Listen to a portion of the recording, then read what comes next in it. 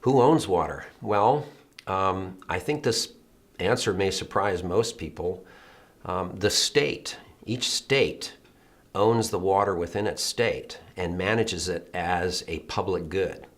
When somebody in Arizona says that they own water, what they really have is a right to use water. We have water rights that are allocated in a system that's established by the state government. And you can't say you have a water right unless it was established under state law through state procedures.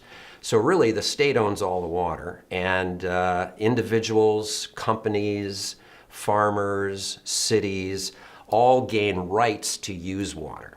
So water is one of those commodities that isn't the same kind of ownership as you have for, things like cars, for example. Water, we give usufruct rights is the sort of legal term, the right to use. And it's kind of a commodity that flows through. Sometimes you may have a right to use water as it passes through your property. This is called riparian water rights.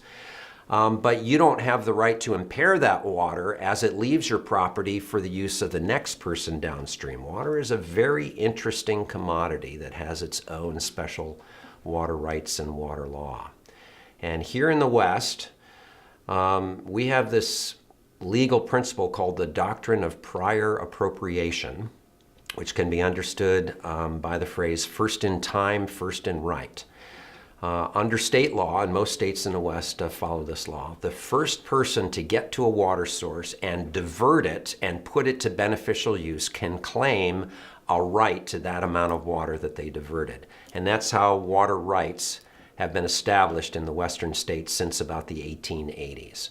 It's an old system based on a kind of a primitive concept of first come, first served, and it doesn't always lead to the best outcomes. You don't always get the most efficient use of water under a system of first come, first serve, and you don't always get the most just or equitable distribution of water under first come, first serve.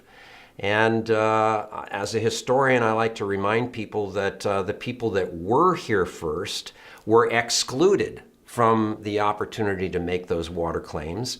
And the first people in Arizona are still struggling to get rights to access to water.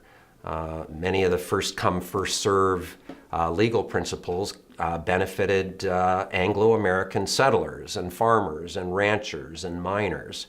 And the Indians were excluded from that whole system for most of a century. So yes, who owns water and how we manage the system of rights to use water is complicated and very interesting and needs some adjustment.